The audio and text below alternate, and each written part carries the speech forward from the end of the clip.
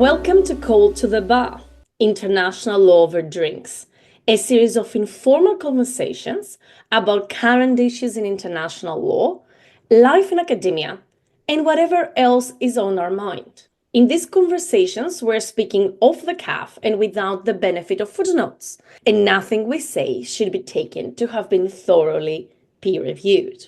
I'm Ntina Tzouvala, Associate Professor at UNSW Sydney, and today I'm joined by my Call to the Bar co-host, Dr. Tamsin Paige, who is an Associate Professor at Deakin Law School, and also joined by Dr. Claerwen O'Hara, who is a lecturer at Melbourne Law School, who are going to talk with me about their co-edited volumes. Yes, you heard it right. There is not one, but there is two volumes on queer encounters and queer engagements with international law. But before we get into this thoroughly queer conversation, I want to ask our traditional first question. Tamsin, Claerwen, what's your drink of choice? Okay, so it's early. It's like early on Tuesday morning. And so It's 10 a.m. I said what I said. I stand by it. So I have trying to, help me in my darkest of hours and my time of need, which is great. A coffee, patio coffee beans through a drip filter, and hopefully it will caffeinate me as I need. But I also have a sparkling mineral water with a twist of resentment at the hour. Okay. Fantastic. Claerwen? Well, I'm also drinking coffee, but I'm drinking an iced latte, which I just got from the cafe downstairs, because even though it's been a bit of a chilly morning, it's going to be a lovely day. The sun is out. It's already as late as 10 a.m. And so, I'm embracing the kind of iced latte in preparation for a lovely day in Melbourne. Awesome. Yes, and I'm drinking coffee too. So we have three highly caffeinated queer international lawyers. What could possibly go wrong? Okay. So, as I said before, you have just very recently had published two co-edited volumes on queer approaches to international law. And I wanted to situate these volumes into a broader trend, which is, I would say, I don't know if you agree, that in the past 10 to 15 years, critical approaches to international law have been making quite important headways, at least into legal academia, if not practice. We have third world approaches to international law, feminist approaches, Marxist approaches. We have deconstruction. Lately, we have new materialism, name it. So, can you explain for the benefit of our listeners, what are the distinct claims that queer theory makes? Perhaps also in relation or in juxtaposition to these other critical approaches. And secondly, how can these claims of queer theory contribute to a critical understanding of international law in particular? Thanks for that question. So queer theory does describe a very diverse body of work. So it is kind of hard to, give one single definition of what queer theory is. But I do think there's a number of kind of key features that can be distilled. So a lot of queer theories tend to reject binary and essentialist thinking. And so in terms of kind of how this sits in relation to other critical approaches, queer theory grew out of a reaction against a certain trend in gay and lesbian studies and some strands of feminist theory in the late 80s and 90s that tended to treat the category of woman or homosexual as stable and fixed. And queer theorists saw this as limiting the potential for change. So has tended to take a kind of approach that seeks to challenge those categories instead. Another key feature of queer theory is that it seeks to challenge regimes of normativity, so what we tend to consider as normal in society, and particularly that tends to focus on, say, heteronormativity, so the idea that monogamous, reproductive, heterosexual relationships is the preferred and natural form of sexual orientation. And a third kind of feature of queer theory, I'd say, is that it tends to really embrace and celebrate difference. And so traditionally that's been applied to gender and sexual diversity, but since then it's kind of also been expanded beyond that to embrace other forms of difference as well. And then there are also kind of other ways of thinking and methodologies that travel under the banner of queer theory. So, and some of the chapters in our books do this, for example, taking a reparative approach. So engaging with the idea of reparative reading, which is where queer and other marginalized subjects seek to read texts from the dominant culture in a way that sustains them despite that culture being hostile towards them. And it is also, I think, important to note that queer theory tends to travel along with a lot of other critical approaches. So you do get hybrid forms of queer feminist approaches to international law, decolonial queer approaches, and queer Marxism, etc. as well. Yeah, I kind of build on that by saying that, I know in some of my works I've described my approach to queer theory as promiscuous, to go with that, and that it often blends theoretical frameworks kind of from different schools of thought that work in tandem to destabilize normativity. If I'm asked to describe queer theory and what it does and what its core tenet is in kind of one sentence, I'm like, its basic core tenet is fuck your normativity. And to go through that, it's also important to remember that queer is a noun, a verb, technically also an adjective, but gets usually pretty pejorative, so we don't use that too much. But it's kind of a singular noun for some people's identity. It's a collective noun for the rainbow community, but it's also a verb. And when we talk about queer theory, we're generally talking about that verb meaning of queer, which is to queer something, to make it strange, which comes back to destabilize that normative thinking and come at it with fresh eyes, as if it is strange and you're seeing it for the first time, to see if that leads to a different set of outcomes and interpretations and interrogations of whatever it is you're looking at. Right, absolutely. And I think that takes us a little bit into the second part of my question, right, which is what is its purchase for international law, right? And I think Tom's answer contained partly an answer, but I think contained also perhaps a little bit of a tension that we can hold on to the fuck your normativity, in the sense, how do you apply a fuck your normativity sort of theory into something that is, it can be other things, but it is at the very least also a normative system. So, like, just to maybe make it more explicit for listeners who are not familiar with queer approaches to international law, what do you think that it brings to the table that is particularly intellectually or politically generative for you?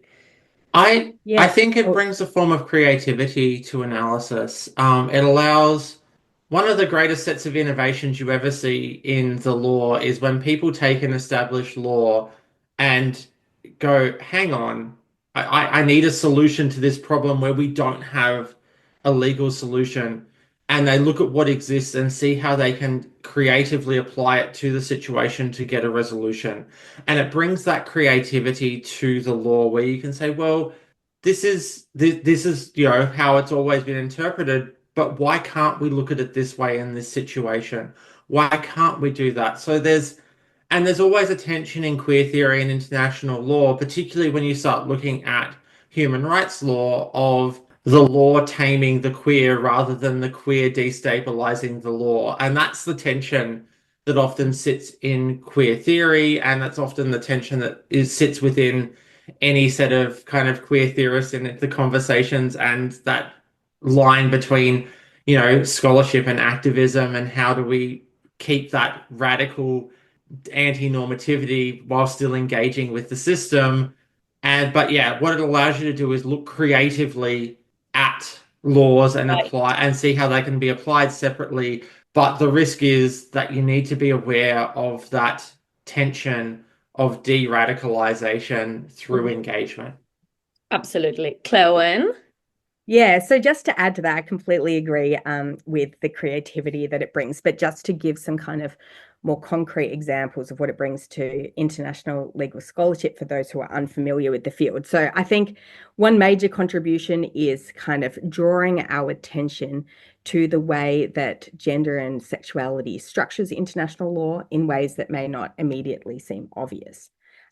So, for example, the way we think of victims and perpetrators, the way that the criteria for statehood includes, this idea of having a stable reproducing population, the way we privilege, formal economies over informal ones, these kinds of things often have kind of heteronormative and patriarchal thinking at their core. And so there's this revealing function that queer theory plays there. So I think that in Diane Otto's introduction, to her edited collection, Queering International Law, she talks about just as feminist approaches to international law revealed the kind of gendered underpinnings of international law, and post-colonial approaches revealed the kind of Eurocentricity, then queer approaches are trying to draw attention to the kind of heteronormative underpinnings and sexual kind of thinking in international law. Right. Yes. And I do occasionally tell my students that, the queerest of states is Vatican City. Yeah, absolutely. Yeah, it's perhaps ironically. Yeah, absolutely. I think another major contribution of queer theory has been mainly in the kind of area of international human rights law. So particularly kind of thinking critically about the apparent gains that LGBTIQA communities seem to have gained in human rights law in terms of protecting categories such as sexual orientation and gender identity, and actually looking at the way that those categories may kind of privilege Western fixed respectable identities over more fluid, non-binary, unconventional experiences of sexuality and gender. So making sure that we are kind of also thinking reflexively about, things that look good through a liberal legal lens. Yeah. And on that point, like looking at particularly how most of those gains are underpinned through a right to privacy, and how that becomes a house of cards when you're dealing with the unrespectable queer as opposed to the good respectable gay. Yes, absolutely. Yes, absolutely. Fantastic. Okay, actually, I want to pick up from that point you both just made about human rights, right? Because, so as I said, these are two volumes that you have put together. One is queer encounters with international law, and the other is queer engagements.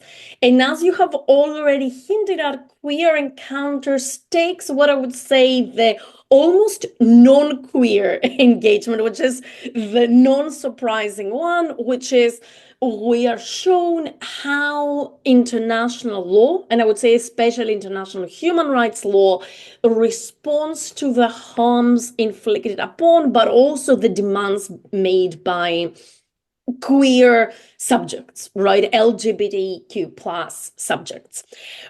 In contrast, queer engagements with international law does something different, and I would say much more ambitious, and in some respects much more queer, if we take queer to mean strange and creative, and surprising and all these things. Do you want to maybe explain to our listeners what did you try to do with queer engagements with international law? Yeah, absolutely. So that was a great description of the two different books and what they're both doing. I think just before we explain the difference, it's important to emphasize that we didn't actually want two books. We had a single workshop in 2022 that these books come from, and it was our desire to have one, book where all the contributors stayed together, and we had this collective project where, it would have probably been very long, but it showcased a wide range of different approaches to queering international law. But it was not to be. The publisher did not want this extremely long and messy book that we desired. And so we had to think queer everything apart from publishing strictly. You cannot queer corporate academic publishing. So yeah, we had to think about how to divide them. And I think it was Tamsin who originally kind of noticed that around roughly half of the papers that we had were focused on queer people and their lives and experiences. And then the other half were focused on what Tamsin at the time called queer imagination. So this kind of more abstract use of queer theory that we alluded to before, where you're kind of drawing on the tools and insights from queer theory, such as making the normal seem strange, reading for difference rather than dominance, reparative reading, and applying them to a broad range of topics in international law, such as, oceans, outer space, the environment, etc., in ways that weren't necessarily or directly connected to sexuality and gender, but were, kind of firmly within the tradition of the tools that come from queer theory. And so we thought this could be a really good way to separate the two books, because for us, it kind of highlighted two really important themes within queer approaches to international law. On the one hand, this very emergent and creative kind of current within the literature, both in the contributions to our workshop, but elsewhere as well, that was taking queer theory out of its site of origin, of that context of gender and sexuality, and using its tools to, for example, extend solidarity to non-human subjects like the environment, and thinking about, drawing on queer experiences of dehumanization to create links there. On the other hand, we really didn't want to lose sight of queer people and their experiences in international law, because they are the ones who gave us these tools that, form the body of queer theory now, and are the majority of people doing work in this field. And also, queer people really continue to suffer and be marginalized by international law. And, indeed, that the urgency of kind of addressing the issues experienced by queer people is heightened at the moment, as we see kind of anti-queer sentiment gaining prominence throughout the world. So it felt important to keep that theme too.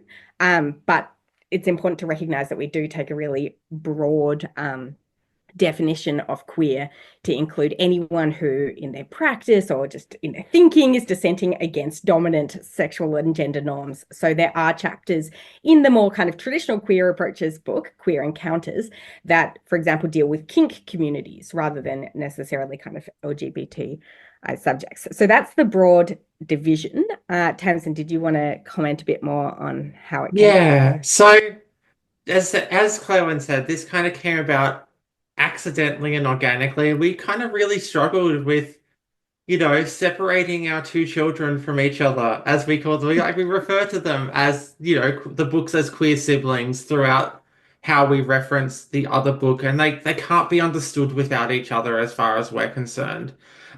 Even though, even from the introduction title, and well done to Claerwen for the title for the introduction for queer engagements, which was reaching out towards the horizon, kind of, which to me just inspired a bit of a Buzz Lightyear to infinity and beyond. It kind of, we realized that queer encounters was dealing with the historical material lives of queer and future lives of queer subjects predominantly, whereas queer queer encounters was about speaking about the queered world we'd like to see, and how we could get to this more queer, more inclusive, kinder world, particularly as we said, we're seeing fascism and genocide just become normal and apparently fine according to most people.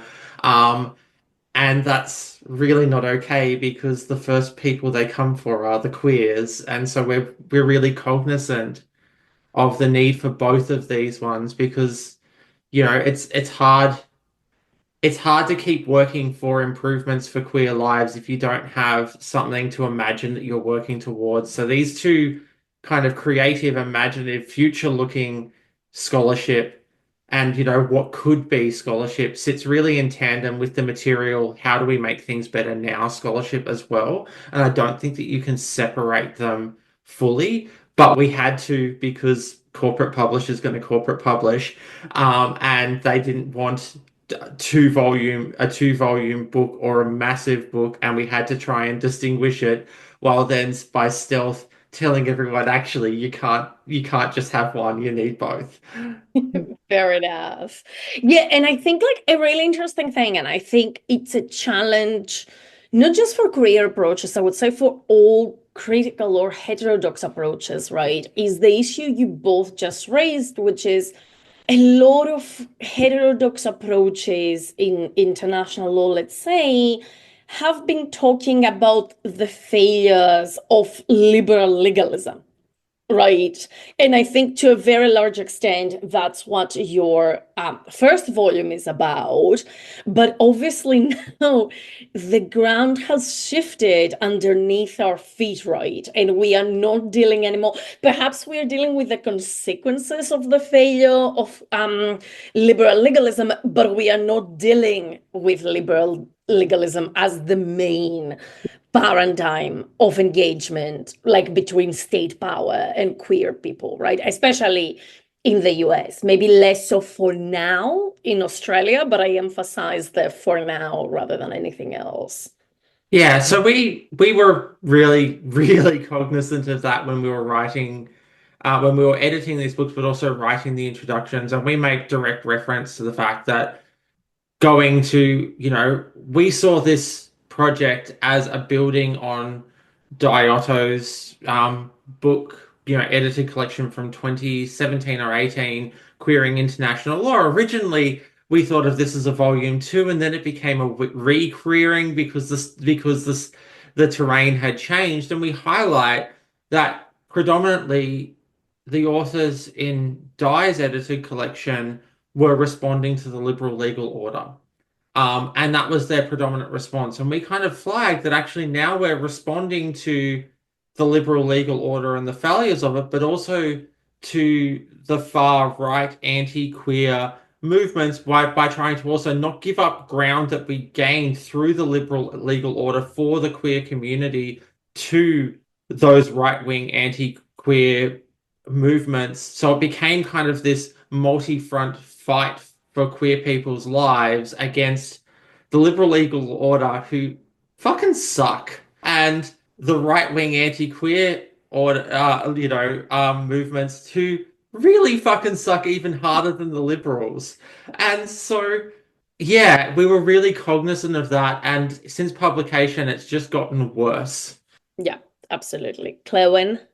Yeah, I think that whole idea of a kind of battle with multiple fronts really is at the heart of these volumes, and it showcases the kind of range of responses that we're now seeing. So you do have those kind of deeply critical approaches that I think it's still important to not want to go back to the liberal legal order, which was still exclusionary to a vast range of queer experiences. But at the same time, we are seeing kind of a greater array of kind of relationships with law than in Dye's original collection. Quite a few of the chapters in the two books used this reparative approach that I referred to earlier, because I think people are trying to look back to the kind of recent past and also look at what was gained and what can we hold on to and what can we read in a positive way rather than just kind of critiquing everything, because to some extent you have to maintain some of the ground that was gained even while wanting to push towards the horizon towards something better. And with on that note of kind of reparative reading of what just was, it's also really important in times like we're seeing now to not lose hope. It's pretty bleak and it's pretty depressing, and it's often hard to just keep doing the work every day to try and build a more inclusive, kinder world. And so, yeah, you need to be able to keep hope, and reparative reading helps with that. Fantastic. So I am a little bit of a not reparative reading sort of person, so I'm going to bring you back to critique. And mostly for the benefit of our listeners, actually, because I do think that in your queer engagements book, there is some fantastic examples of using queer theory to think about or to make strange some of the most classic, some of the most straight topics of public international law. So One of your chapters by Chris Van Eyck is entitled Uncloseting Travaux, as in Travaux Préparatoires, and discusses treat interpretation using a queer theory lens. And there is other chapters that also do similar work, but I think this is such an interesting example to show what queer theory can do for, the doctrine of sources and trait interpretation. I couldn't think of a less at its face exciting topic, and yet here it is being queered. Yeah, it is a fantastic chapter. So just to kind of explain it to readers. So in the chapter, Chris Van Eyck draws on insights from queer theory, in particular in relation to ambiguity, to explore what travaux préparatoires is and does in international legal doctrine. So Chris begins by describing the complicated relationship between queerness and ambiguity. On the one hand, he notes that queer theory celebrates fluidity, uncertainty, and contradiction, as we've been discussing.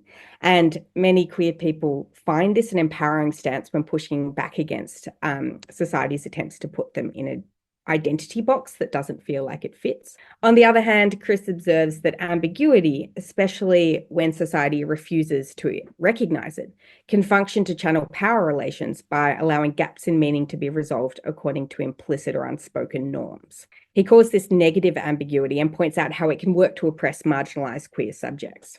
Chris then applies these insights about queerness and ambiguity to the use of official negotiation records in treaty interpretation, what we tend to call travaux préparatoires. By asking a series of questions that he calls silly questions, he shows how recourse to this to travaux as a means of interpretation in international law is riddled with ambiguities, from whether it can include historical facts in addition to negotiating records, to whether the documents need to predate the treaty or can come from just slightly afterwards, or whether lines or notes in the margin of a document constitute travaux. And he explains that currently this operates as a form of negative ambiguity because international law refuses to recognize what travaux is, that what it is can vary from one context to another because treaty making can vary, as well as that the meanings it can reveal may be plural rather than singular. It tends to straighten the records found into artificial coherence in a way that privileges white, Western, cisgender, heterosexual, and male voices. So that's, the straight impression we have of travaux, as Dina was saying. But Chris tells us that we can uncloset travaux by embracing its fluidity and uncertainty and accepting that there may be multiple histories of a single event revealing many different views about what a given legal meaning was or should be, and that this ambiguity is just part of the life of international law. So this is just one example of the many chapters in queer engagements that are using these insights and tools from queer theory, but then applying them to topics that at first glance you'd think have nothing to do with Yes. queer. Tamsin, anything? Yeah, and I think that what Chris has gotten to here is at the heart of international law that every international lawyer, pretty much, particularly doctrinal lawyers, tries to ignore, is that international law is fucking messy. It's grey, it's messy, it's horizontal based upon reciprocity, so there is no real authority on interpretation. We just pretend that, this is the authority at that point. And so what Chris is doing here is going, actually, let's just embrace the ambiguity of what travaux préparatoire, I can't say that. It's too early. Is, and engage with that messiness, engage with that, and embrace the mess, embrace the ambiguity. And I think that that's the core of good international law, but it's also the core of queer theory of, fuck your normativity. I will start perhaps zooming us out slowly by raising an issue that I think both Tamsin and Claerwen have already raised, which is your relationship, explicit in the volume actually, with earlier efforts to queer international law. So in your work, you acknowledge very centrally the influence of Diane Otto. And you have already done in this podcast, you acknowledge the influence of Diane Otto in your thinking and your practice. And as you know in your introduction, the workshop that kicked off the project was entitled Queering International Law 2.0, as, a wink and a nod to Otto's workshop at Melbourne Law School in 2015. And when I was reading this acknowledgement, I was in two minds about it, or even in two hearts about it. On the one hand, I was like, oh, here is queer kinship, right? And acknowledging the lineages of queer thought and especially queer practice and queer relations. On the other hand, I was thinking, but it's the most lawyerly thing to look back to history and authority to situate oneself, right? There is something both very perhaps queer, but also something extremely straight and normative about this practice of looking back to our elders. And I wanted to ask you, in a sense, what do you think about this relationship as a relationship of queer kinship?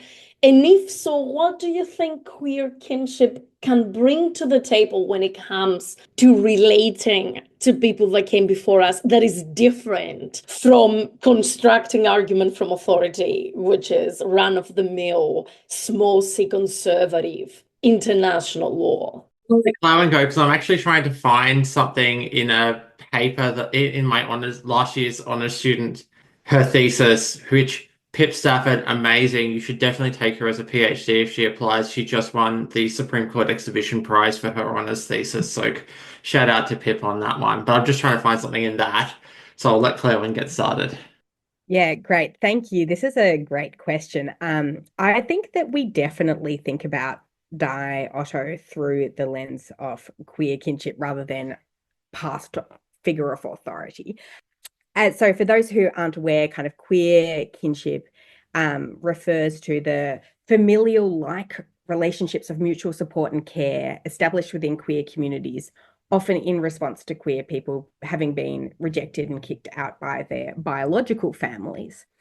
So you may know it in terms of the idea of chosen families, for example. And we do call the books chosen siblings as well. So I think that this kind of idea really helps to explain our relationship with Di, because I'm not sure how much it comes across in the introductions. And if it doesn't, I now kind of regret not making it more explicit how embedded Di was in the whole process of putting the workshop and these books together. So, we weren't just kind of using her as an authoritative citation. Instead, Di, from the very beginning, materially supported the workshop, came along, looked at the call for papers, helped to kind of edit that with us, spoke at the event, hosted us for a lunch at her house with her partner, Joan Nessa, so to have a meet and greet with some of the participants who had come from overseas. And, participated in a reading of a play that we did at the workshop. And then later, when it came to the books, let us look at her book proposal so that we could get ideas from that, acted as a peer reviewer, wrote the prefaces, has come along and talked at the various events that we've held to celebrate these books, and just generally has been, this really helpful and caring figure, despite technically being retired. And so I think for us, acknowledging the work that Di has done in establishing this community, but in helping us along the way, without getting the kind of credit, her name's not an editor on these books, but in so many ways she supported us. And I think that we really wanted to make that clear, by constantly referring to the work she's done, both in establishing this area of scholarship, in cultivating this community, but in supporting us in a myriad of ways. And I really feel personally that what I've gained from the kind of generous and community-oriented approach to academia that Di models has been very influential on my own behavior. So because I've been to Di's house so many times, because she opens it up to PhD students and has lunches and, brings us in, I, for this workshop, gave up my own house and stayed at my parents' so that people coming to the workshop could stay at my house. to reduce their travel costs for ECRs. And, I think Di's really taught me a lot about how to behave towards others and, have people behave towards you, and that it actually makes academia a much brighter and more beautiful space to be in when it is, you are treating people as kin rather than colleagues. So I've learned so much from that, and I think it's a really great lens through which to view her support. Yes, absolutely. And I think that's something that I have heard from so many scholars, including scholars who don't necessarily do work specifically on queer approaches. Yeah. Tamsin? First thing I'll note is that the part I was looking for was how how Pip framed in her thesis this idea of the tradition of referring back to others. And, she puts it, and I quote here, in this scholarly tradition of recounting the genealogy of feminism in international law. And I'll end the quote there. There is a tradition in feminist approaches to international law of going back and talking through how we got here. And that's part of, I would say queer theory is part of feminist theory, just a different branch. So I think there's a part of it there as a scholarly tradition.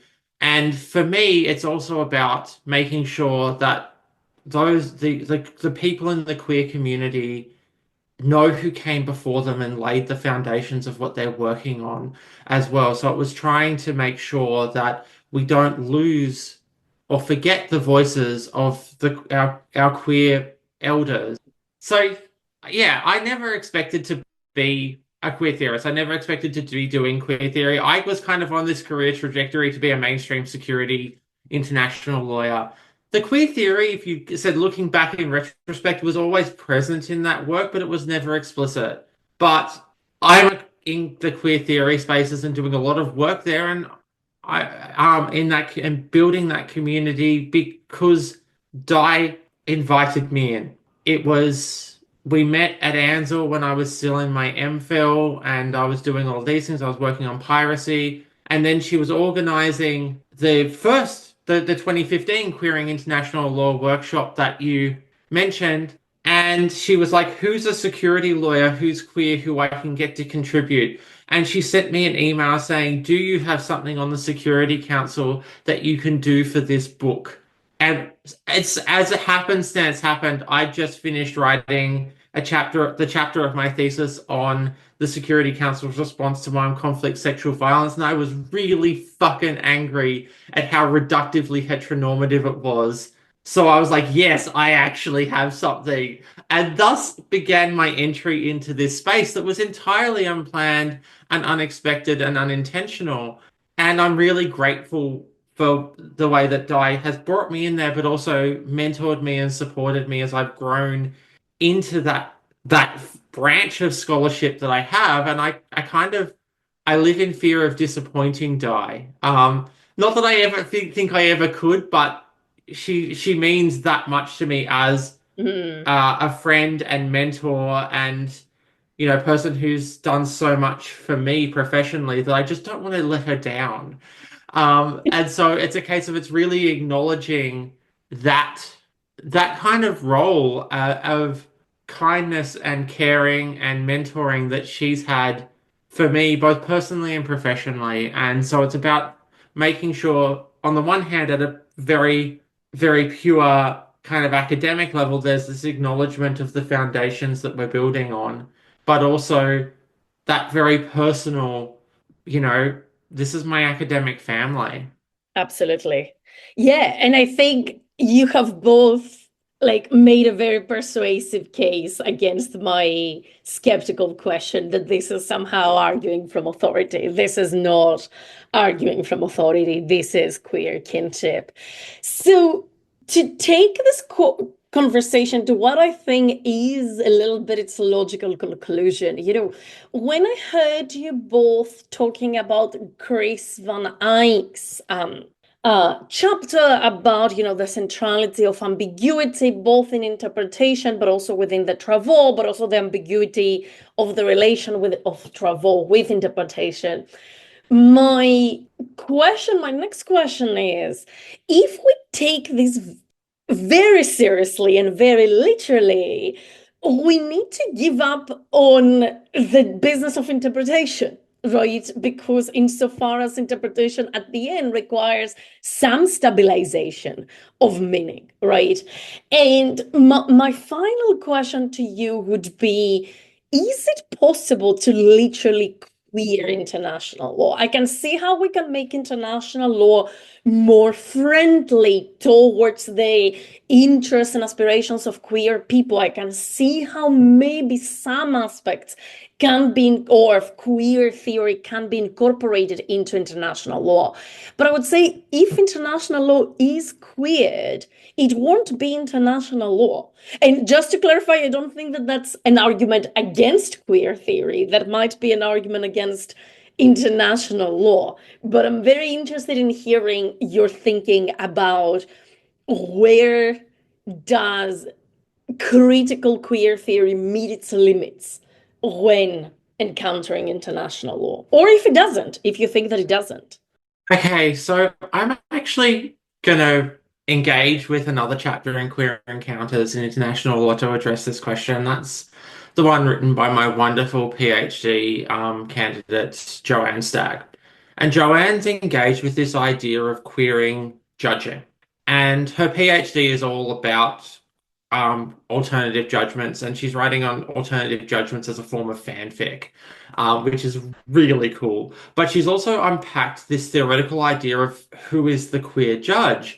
And she actually acknowledges in this that there is the limit to the queerness of the judge because the queer judge needs to tread this line between the respectable normative ideals so that they don't have their voice dismissed and marginalized, and because they have adopted the authority of the judge position, which is very heteronormative, but they can then use that to make slightly more queer the interpretations that are coming from that position. And so in that process, she acknowledges that you can never truly queer this thing, but you can make it more queer. And I think that that kind of applies to international law here. You can never truly queer it. As you said, it won't be international law anymore. And that's not necessarily a bad thing, but it won't be international law. It'll be something else. And that might be a great aspirational kind of utopian goal to keep hope and work towards. But at a concrete level, it's about harm reduction for me. It's about that engaging with it queerly to engage in harm reduction. And because if you could ever truly queered it to its endpoint, it wouldn't exist. And that'd be lovely if we inhabited a world of queer kinship where we didn't need it. But in the meantime, for me anyway, and Claerwen can disagree with me here entirely if they like, a lot of what we're doing is about destabilization and harm reduction from a marginalized framework, aware that it will probably never reach that end goal of ending international law entirely. Claerwen?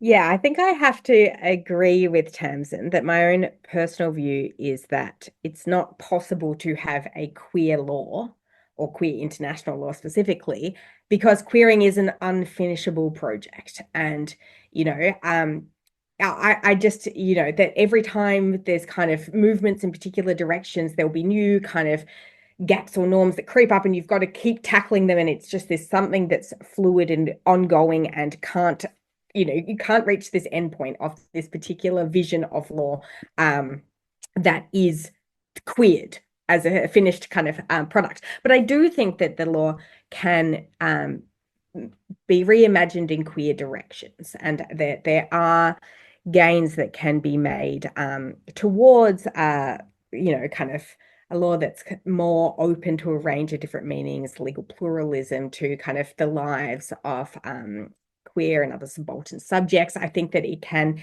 move in those directions. And so there is value for still kind of applying queer theory to international law, or indeed for even kind of working within international law. This is how this debate often plays out in our field. There's a range of different views about whether there is any point for people who are persuaded by the views of queer theory to engage with legal activism or law reform at all.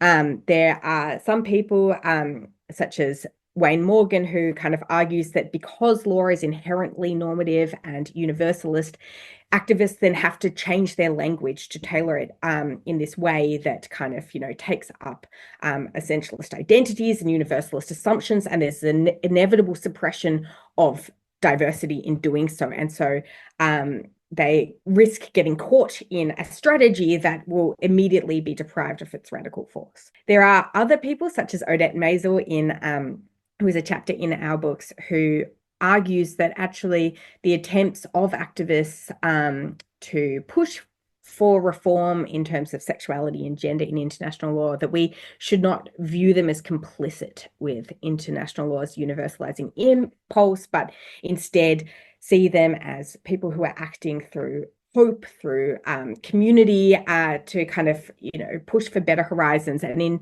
so doing, their own kind of personal work and lives forms a queer jurisprudence that, isn't what the law is, but is their own approach towards law.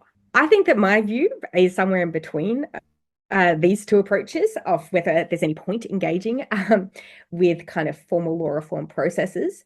I do think that you can push law in queer directions, as I said before, but I think that queer legal imaginaries are more likely to come from outside of official legal institutions and state-based international law. So more those kind of legal imaginaries might come from kind of the everyday and prefigurative practices of queer communities and other counter communities who have visions of law in their minds, but rather than in the kind of applications to human rights bodies that do often get deprived of their radical force.